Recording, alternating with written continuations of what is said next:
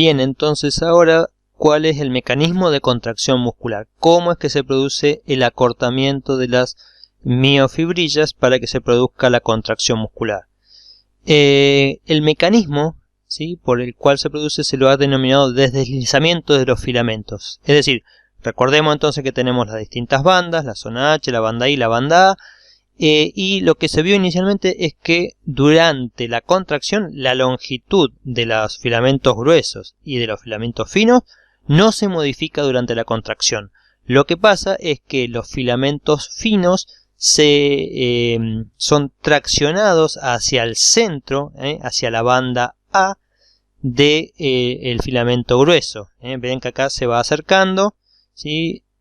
Acá está el músculo relajado, acá empieza a estar parcialmente contraído y acá está máximamente contraído. Fíjense que entonces, ¿qué es lo que pasó? Que los filamentos finos se deslizaron sobre los filamentos gruesos. Es decir, que durante el proceso de contracción hay un deslizamiento de filamentos finos sobre filamentos gruesos. Incluso en la máxima contracción vemos que incluso los filamentos finos pueden estar superpuestos sobre un filamento grueso. Por lo tanto, el patrón de bandeado, el patrón de bandas de las miofibrillas se modifica durante el proceso de contracción. Fíjense que acá las bandas I, ¿qué pasó con las bandas I acá? Vemos esta que es clara, era bastante grande acá, se achicó y acá se hizo mucho más chico o prácticamente inexistente, que las bandas I estaban formadas por solamente filamentos finos, mientras que las bandas A están formadas por filamentos gruesos cuya longitud no se altera, pero sí, ¿cuál es la que se altera? La de la zona H, que era la zona donde solamente encontrábamos filamentos gruesos. Por lo tanto, el mecanismo que se ha propuesto, o lo que nos dicen las teorías en función de los descubrimientos más recientes, es ese, que ocurre un deslizamiento. Entonces, si mis dedos son los filamentos finos sobre el filamento grueso, y en la relajación entonces se vuelven a separar. Por lo tanto, las bandas I y la zona H desaparecen o se achican durante el proceso de contracción. Acá tenemos relajado, contraído parcialmente, y esto es la máxima contracción que podemos lograr. ¿Sí? Entonces, este sería el mecanismo. Entonces, esto ocurre para cada sarcómero entre los miles de millones de sarcómeros que tenemos dentro de una fibra muscular. Entonces, esos pequeños acortamientos que se producen por sarcómero, si los sumamos a todos los sarcómeros que forman una miofibrilla, generan una contracción bastante importante en la longitud de la fibra, o sea, de la fibra del músculo, no de la fibra muscular, sino de la célula. O sea, se acorta la célula y a su vez se acorta el músculo, con lo cual estaría traccionando sobre sus tendones para mover los distintos huesos, si es que es un movimiento. Estamos hablando siempre, generalmente esto es más para músculo esquelético y cardíaco. A ver, acá está en esta animación, entonces podemos ver cómo ocurre ese proceso. Ven que acá cuando se acorta un músculo está relacionado con el proceso de deslizamiento de filamentos gruesos y filamentos finos, como veíamos. Entonces tenemos un músculo que se acorta, acá se alarga, se acorta, se alarga. Este músculo se alarga y se acorta. Bien. Entonces, ¿dónde es que, cuál es el gatillador de este proceso de contracción? Es el calcio. El calcio está acumulado en el retículo sarcoplasmático. Entonces, en estas zonas, sobre todo en las zonas de las cisternas terminales, el calcio, cuando reciba un impulso nervioso, genera una depolarización de la membrana, lo cual ese cambio en el potencial o en la polaridad de la membrana genera la apertura de los canales de calcio, y entonces el calcio es liberado de las cisternas terminales y ahora va a interactuar con las miofibrillas que estamos viendo acá. Está filamentos gruesos en violeta y en rojo los filamentos finos. Y acuérdense que los túbulos T es esa invaginación, esa entrada, ese pozo que tiene la membrana plasmática por donde se transmite el potencial de acción que viene de afuera. Ahora, ¿cómo es que se acopla la excitación de la fibra cardíaca, la excitabilidad que tiene la fibra muscular, perdón, cardíaca, estoy tildado con eso, de la fibra muscular con la contracción muscular? Entonces, al llegar el potencial de acción, que esto está indicado con estas flechas, entra dentro del túbulo T, entonces ese potencial de acción genera una depolarización de la membrana o del citoplasma. Esa depolarización gatilla, es decir, inicia la apertura de los canales de calcio. El calcio es liberado por difusión facilitada a través de canales de calcio, porque acá está muy concentrado, va de una zona de mayor concentración a una de menor concentración, y por lo tanto el calcio que estaba muy bajo en el citoplasma o en el sarcoplasma pasa a estar ahora a tener una concentración elevada, ¿sí? Entonces el calcio se eleva, la concentración de calcio dentro del sarcoplasma, y ese calcio entonces ahora interactúa con los filamentos finos, con los sitios con los sitios de unión, o sea, con el filamento fino, liberando un sitio de unión a la miosina. Es decir, que ahora la miosina, cuando el calcio se une al filamento fino, la cabeza de miosina se puede unir al filamento fino, a la actina. Entonces, la cabeza, entonces, al unirse, entonces tracciona hacia atrás, es decir, genera el movimiento o el acercamiento o el deslizamiento, perdón, más bien el deslizamiento del filamento fino hacia la línea M del filamento grueso, y en este proceso se hidroliza una molécula de ATP. Este proceso, por ejemplo, es importante durante la contracción, obviamente, y explica algunas cosas como el rigor mortis, que es esa rigidez cadavérica. O sea, cuando una persona fallece, luego de un tiempo, de unos minutos, se observa que sus músculos van adquiriendo cada vez mayor rigidez, como si estuviesen en tensión. Y eso es así efectivamente, ya que en esa rigidez tiene que ver con la cantidad de calcio que se va liberando y el ATP que tenemos, y al no poder recapturarse el calcio dentro de las cisternas terminales queda elevado, y eso produce una unión ya permanente de la miosina a los filamentos de actina, con lo cual genera que el músculo adquiera esa rigidez. Es decir, ya no queda fijo, esto normalmente está suelto en un músculo relajado, la actina no está interactuando con la miosina. Pero bueno, acá como no tenemos ATP, moléculas de ATP, porque bueno, falleció la persona, no hay oxígeno, entonces no se está generando energía. El calcio queda elevado, entonces este calcio elevado genera una unión permanente de la miosina con la actina y genera esa rigidez.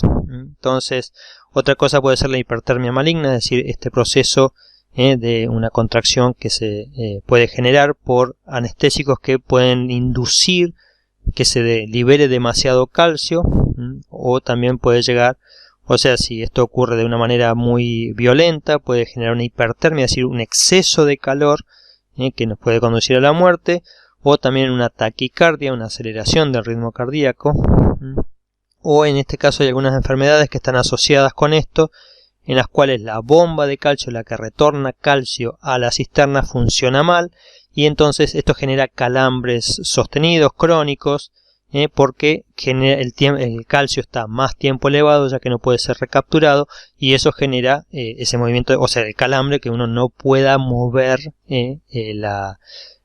una pierna, un brazo, porque está lo que se dice acalambrado. En el calambre se produce muchas veces esto, ¿no? El proceso, esta unión, hasta que se vuelve a generar ATP, o sea, cuando no hay ATP suficiente, quedan unidos la cabeza de miosina con la actina, y por lo tanto el músculo queda rígido por un tiempo, hasta que se sintetiza ATP nuevamente, el calcio disminuye en el citosol, y entonces de esta manera la cabeza de miosina se puede liberar del filamento de actina.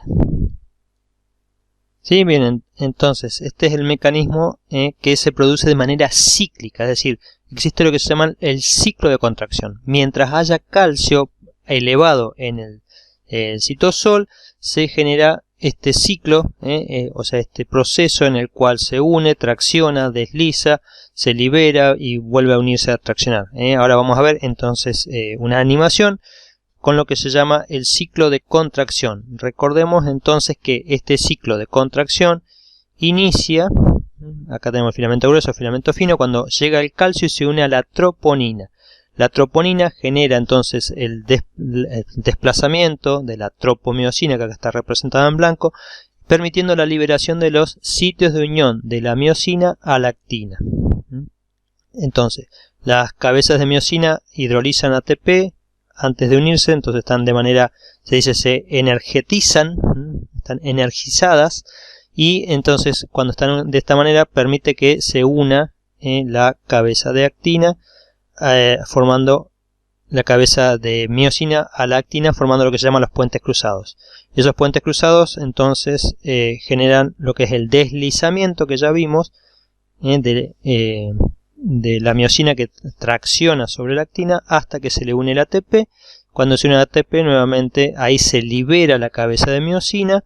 Esa liberación genera nuevamente la hidrólisis del ATP en ADP y fosfato, lo cual le genera otra vez, está en un alto nivel energético esta cabeza de miosina, y mientras haya calcio puede volverse a unir. Cuando se une libera el ADP, tracciona nuevamente, se forma el puente cruzado, tracciona sobre la molécula de actina del filamento fino, bueno, y ahí nuevamente unió ATP, se liberó, lo hidroliza, y así se sigue repitiendo el ciclo.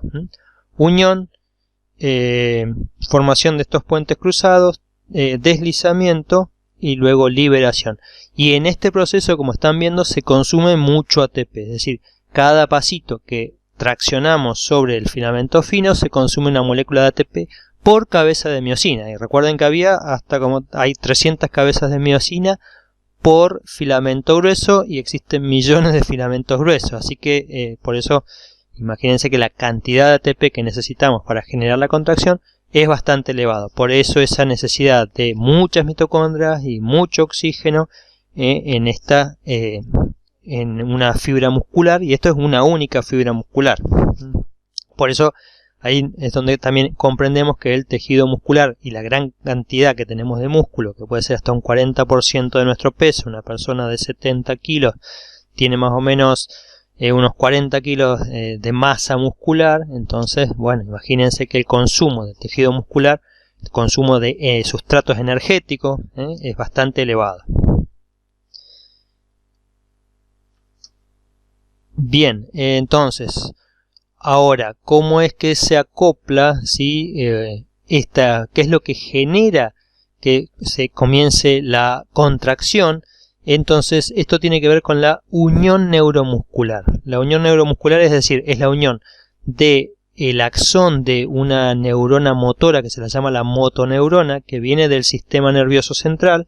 Es decir, la contracción de las fibras musculares está controlada o regulada por las motoneuronas, que son las que dan la orden. Cuando uno dice quiero contraer un músculo, manda una señal desde su cerebro hacia el músculo a través de una neurona que viene, esa orden la envía a través de su axón.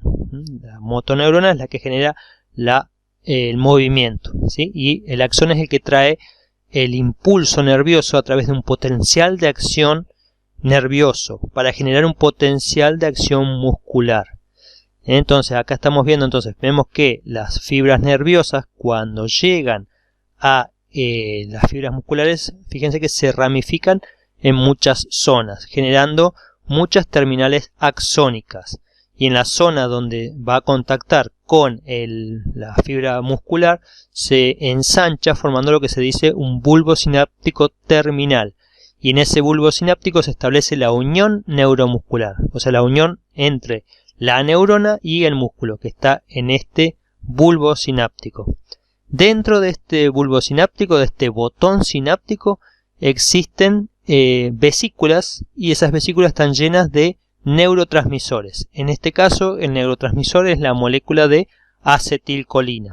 O sea, la acetilcolina es una molécula que está en estas vesículas y cuando se liberan las vesículas al espacio sináptico, que es este espacio que hay acá, esta hendidura, esta separación que hay entre el botón sináptico o el bulbo sináptico y la membrana del músculo de la fibra cardíaca, esta acetilcolina difunde.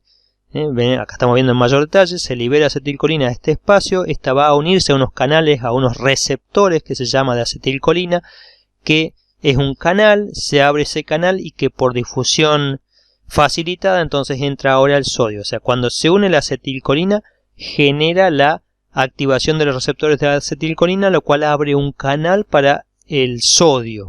Entonces entra el sodio que estaba en mayor concentración afuera. Y, o sea, al entrar cargas positivas, la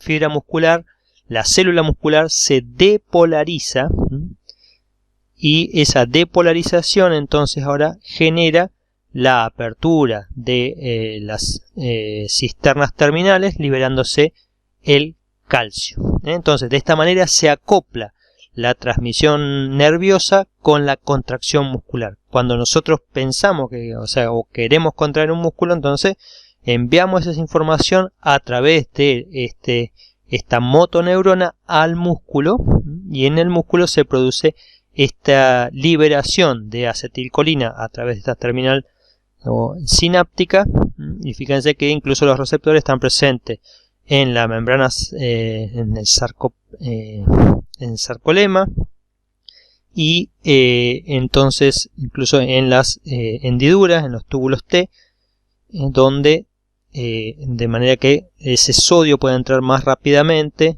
y estar en contacto con la cisterna terminal para permitir la liberación de calcio.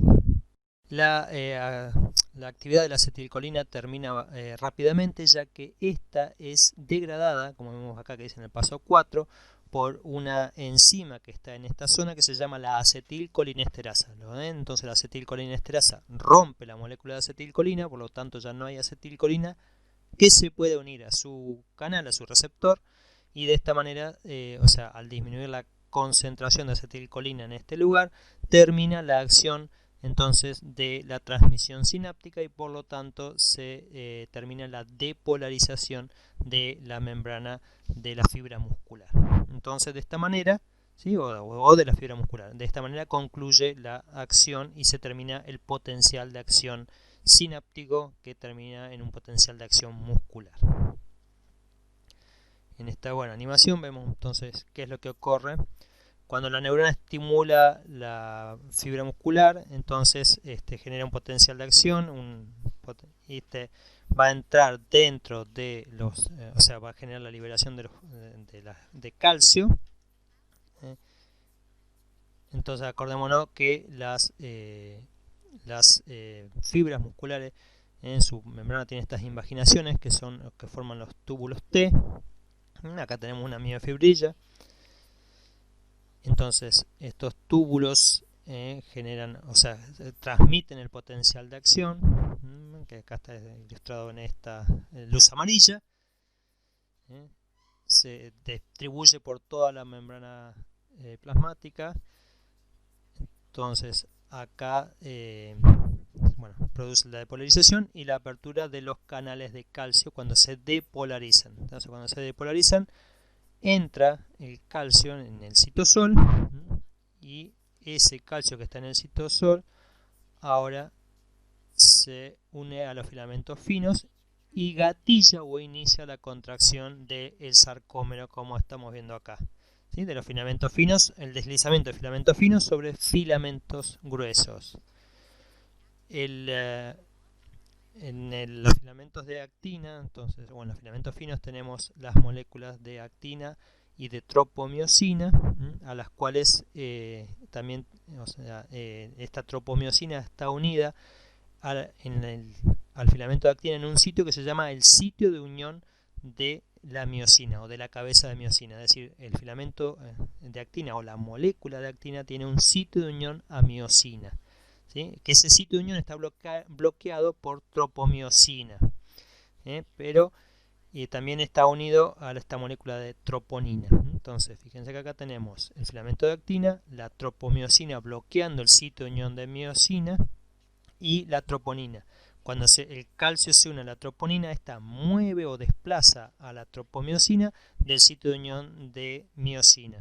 Entonces, ahora se puede unir la cabeza de miosina y se produce ese ciclo de contracción que habíamos visto, donde vemos que rápidamente se mueven. Cuando entonces disminuye la concentración de calcio, porque el calcio vuelve al retículo sarcoplasmático, ¿sí? Entonces se produce la relajación, porque ya no hay, se vuelven a bloquear los sitios de unión de miosina de los filamentos finos, entonces ya ahí se produce la relajación de la fibra muscular. Bien, acá entonces tenemos el resumen donde llega el impulso nervioso y al llegar el impulso nervioso al terminal sináptica se genera la liberación de acetilcolina.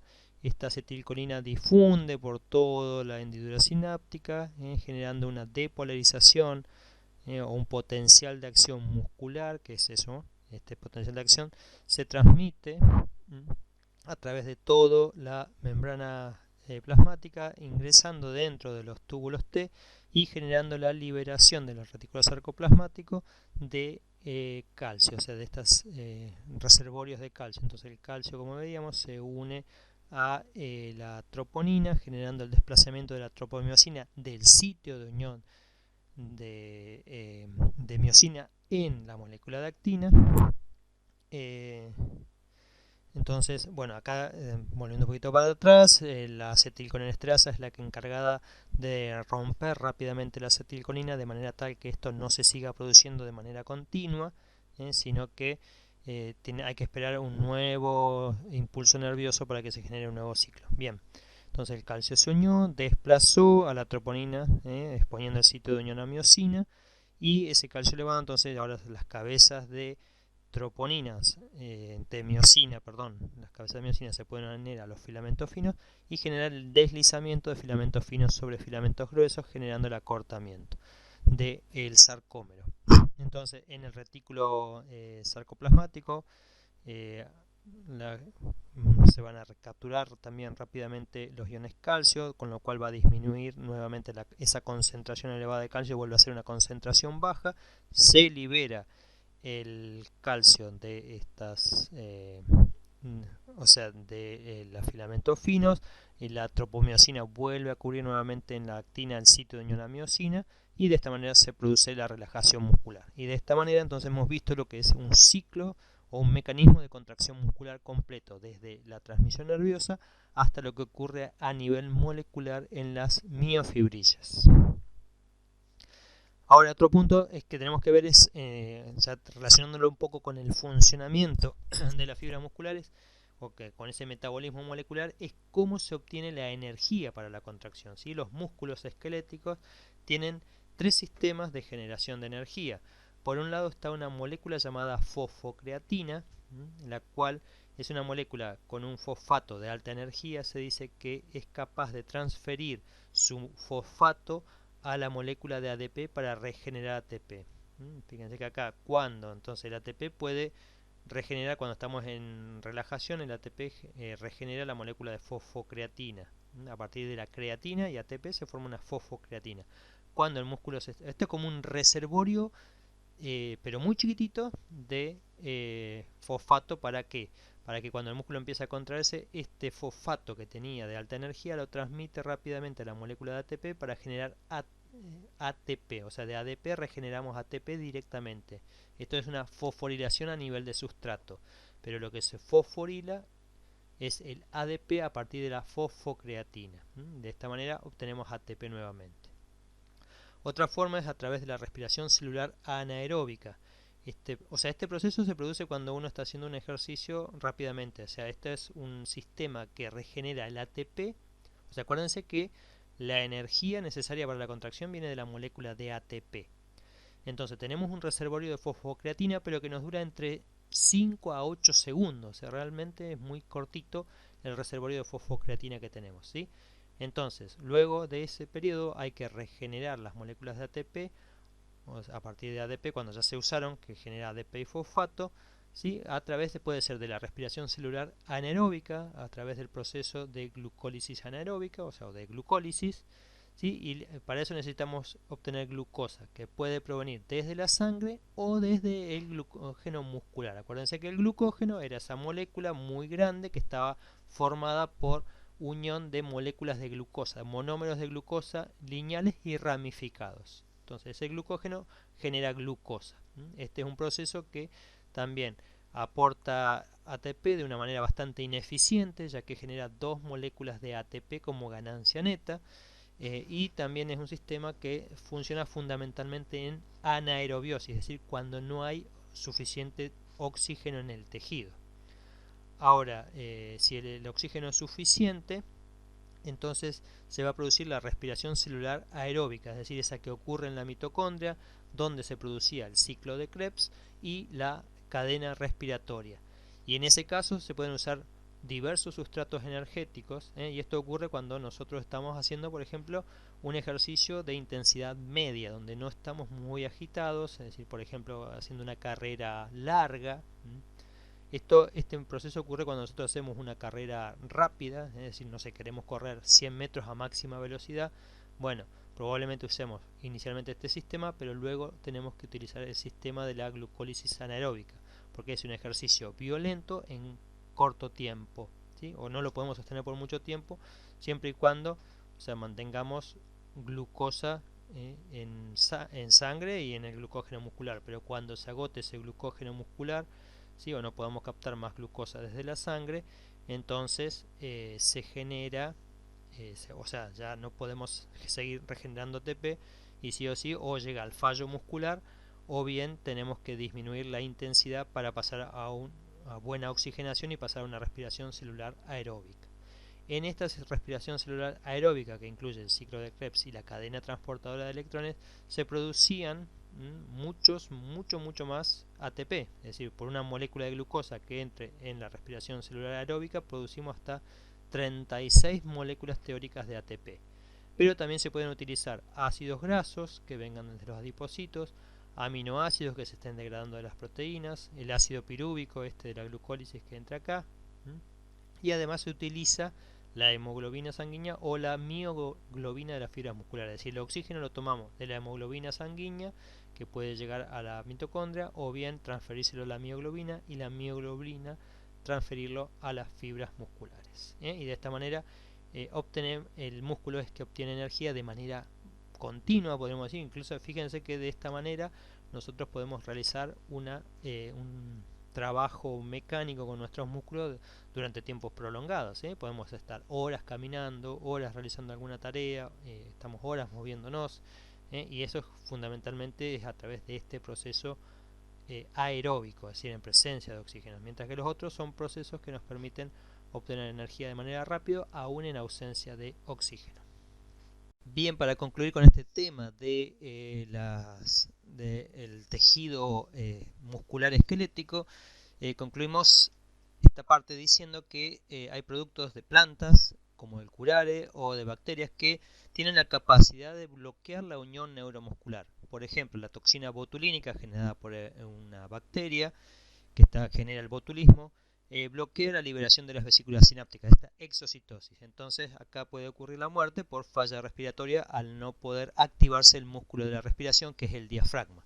Y de acá ha salido el Botox, que se utiliza para los tratamientos, por ejemplo, de estrabismo o parpadeo involuntario, o incluso para las arrugas en la piel, ¿no? Para la mímica.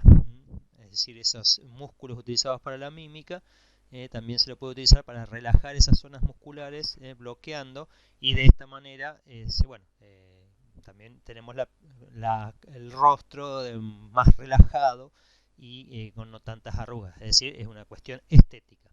Otro producto es el curare, que bloquea los receptores de acetilcolina, es decir, acá es un relajante muscular, o también impide la acción de la acetilcolina sobre su receptor, generando también muerte por falla respiratoria cuando afecta al músculo respiratorio, al diafragma, y también se lo utiliza como relajante muscular en algunas cirugías.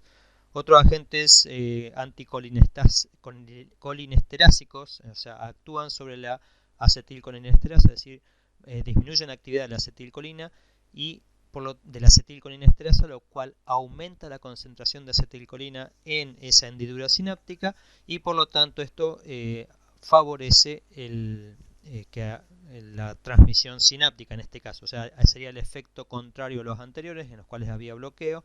Acá se estimula por más tiempo y esto es útil para una enfermedad llamada la miastenia gravis, en la cual tenemos también bloqueo de los receptores de acetilcolina y con esto lo que hace es mantener aumentada la concentración de acetilcolina al bloquear la molécula que rompe la acetilcolina y de esta manera favorece la transmisión sináptica. Y entonces ahora vamos a continuar con el tema del músculo liso y cómo está clasificado. El tejido muscular liso se clasifica o hay de dos tipos, el visceral, que es el más común, y el multiunitario.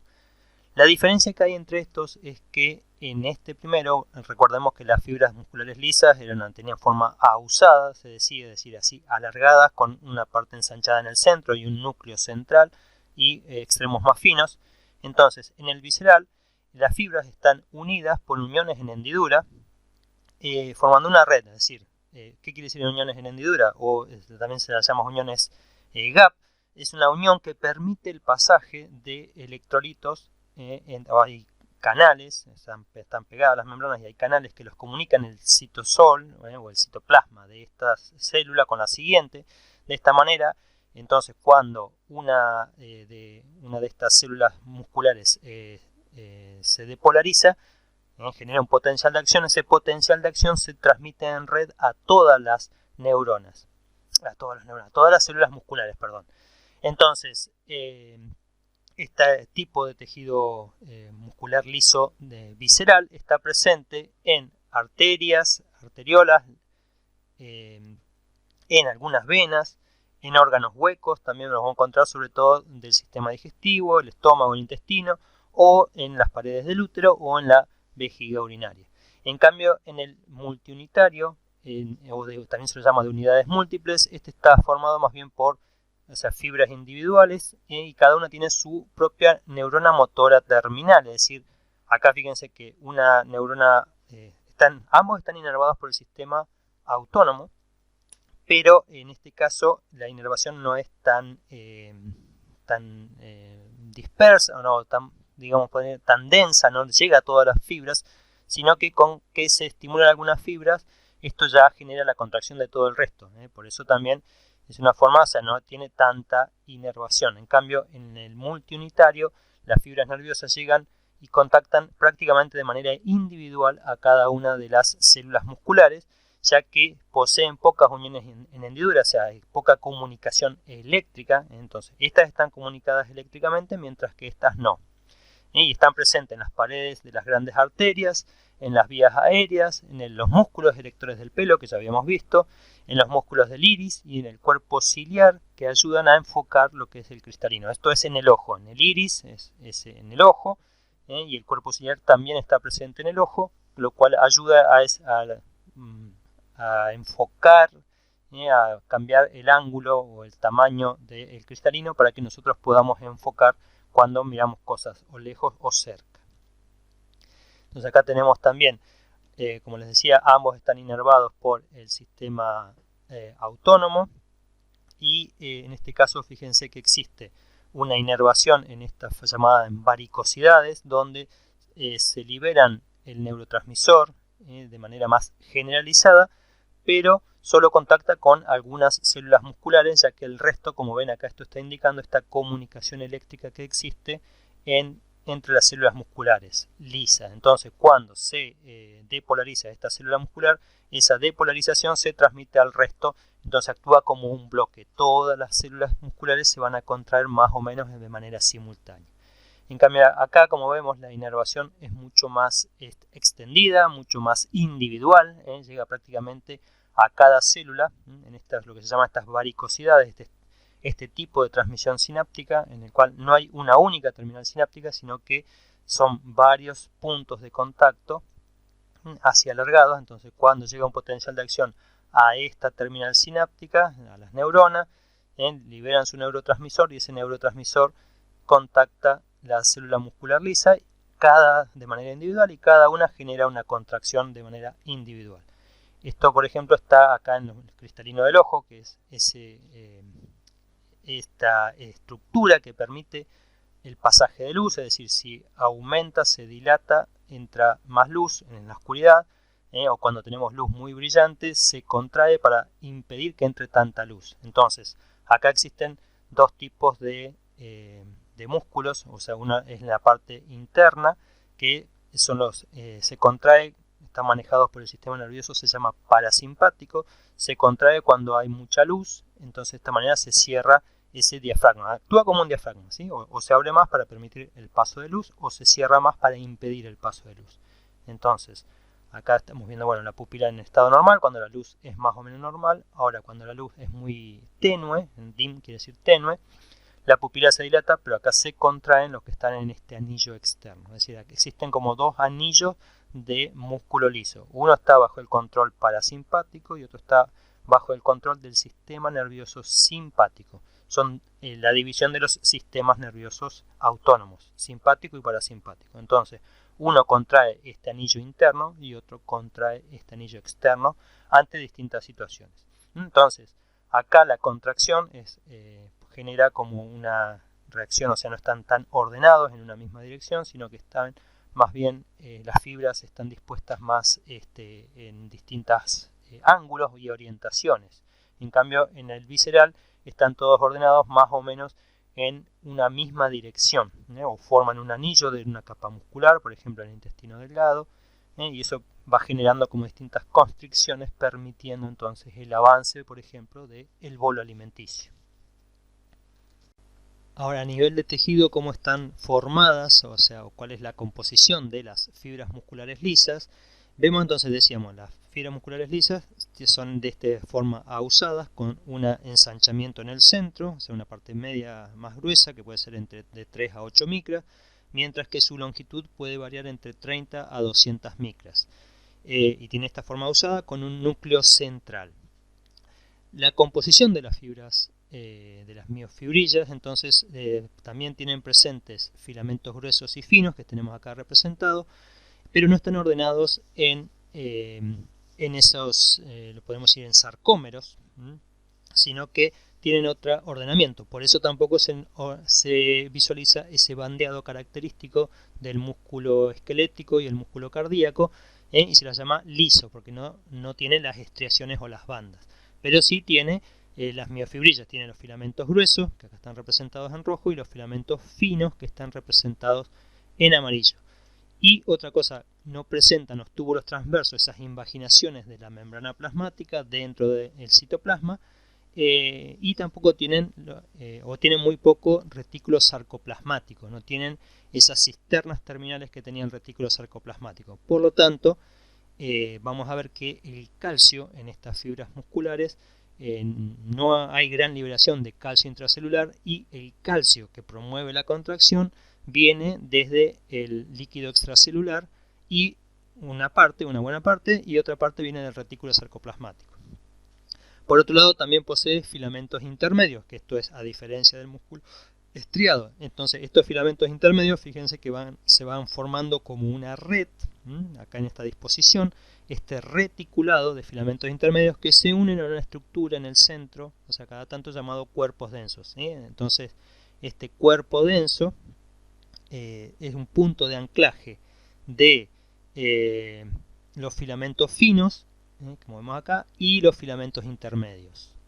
Entonces, o sea, en un cuerpo denso encontramos filamentos finos, filamentos intermedios y ese cuerpo denso. Entonces, este punto de anclaje, fíjense que los filamentos finos se unen o se anclan a dos cuerpos densos. ¿Qué va a pasar cuando se contraiga? O sea, lo que estamos viendo acá, estos cuerpos, a estos cuerpos densos, cuando se contraiga una de estas unidades motoras, de los filamentos, ¿qué va a pasar? Que tracciona sobre los cuerpos densos, con lo cual genera el acortamiento de este cuadrado de la red, de este cuadrado o rombo de esa red, generando el acortamiento de la fibra muscular. Entonces, La fibra muscular lisa tiene la propiedad de acortarse mucho más que la fibra muscular esquelética e incluso también se puede estirar mucho más. Tiene una capacidad de elasticidad mucho mayor que la de la fibra muscular esquelética. Y otra característica es que la contracción comienza mucho más lentamente, pero también perdura más tiempo. Tarda más, es decir, cuando le llega el impulso nervioso, tarda un tiempo considerable, mayor que el músculo esquelético. El músculo esquelético responde en milisegundos, esta puede tardar un tiempo, pero cuando lo haces, la respuesta es con una contracción mucho más intensa y más sostenida en el tiempo, es decir, perdura mucho más tiempo esa contracción.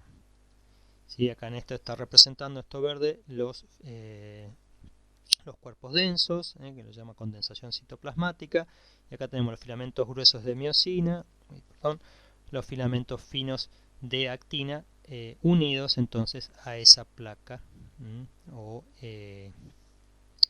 esa condensación citoplasmática, que en el libro lo llama los cuerpos densos. Son distintas nomenclaturas, pero estamos hablando de lo mismo. Y acá si hacemos un corte, entonces vemos nuevamente la distribución de los filamentos gruesos y los filamentos finos.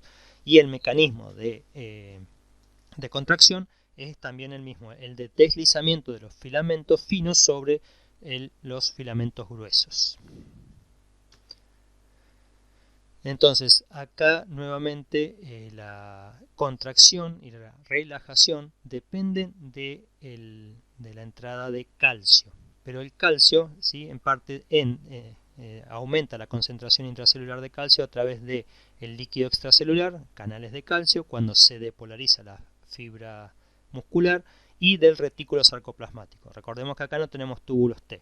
Entonces, el calcio va a generar ese proceso, pero la entrada de calcio es mucho más lenta, no es tan intensa como en las cisternas terminales, en el músculo esquelético, entonces tarda más en entrar y además tiene un paso en el medio, o sea, la contracción de la fibra muscular lisa depende de la activación de una proteína que se llama la calmodulina, ¿sí? Entonces, la calmodulina es una proteína que une calcio. Cuando el calcio se eleva, esta se une a la calmodulina y esta se activa. Y entonces la calmodulina, una vez que está activada con calcio, tiene que activar una proteína que se la llama la quinasa de las cadenas livianas de miosina. ¿Sí? La quinasa de cadenas livianas de miosina que está inactiva. O sea, la calmodulina tiene el efecto de, se dice, de activarla, ¿sí? Y como la función quinasa, las quinasas son las proteínas que fosforilan, que adicionan o que agregan un grupo fosfato a una determinada proteína. Entonces, esta quinasa de las cadenas livianas de la miosina lo que hace es activar ahora la miosina a través de la adición de un grupo fosfato utilizando ATP, o sea, necesita ATP para agregar un grupo fosfato a la cabeza de miosina. Entonces esta cabeza de miosina es activada y ahora se puede unir a la actina y comenzar el mecanismo de deslizamientos de los filamentos finos sobre los gruesos. Entonces esto aumenta la tensión del músculo, o sea, aumenta la tensión sobre la fibra muscular y eso es sobre el músculo. Entonces, la mayoría de esto es en respuesta a un potencial de acción, pero también de las fibras del sistema nervioso autónomo, pero también pueden responder a hormonas o factores locales como puede ser el pH, la concentración de oxígeno si es baja o alta, y lo mismo pasa con el dióxido de carbono, el CO2, si aumenta o disminuye. El mecanismo de relajación es también un poco dependiente de la salida del calcio, ¿sí? Pero el calcio entonces en este caso tiene que ser recapturado por el retículo sarcoplasmático a través de las bombas, también necesita de bombas y de intercambiadores de iones, los intercambiadores iónicos. Fíjense que acá se saca calcio en función de la entrada de sodio, de un transporte activo de tipo secundario, y eso, o sea, al retirarse el calcio se libera o se vuelve a inactivar las moléculas de calmodulina. Entonces la calmodulina sin calcio ya no puede cumplir su función de activar a esta molécula y por lo tanto se van ahora a escindir o retirar esos grupos fosfato de las cabezas de miosina, y esto genera entonces el fin de la respuesta de la célula muscular lisa, y eso lleva a lo que es la relajación entonces de la fibra.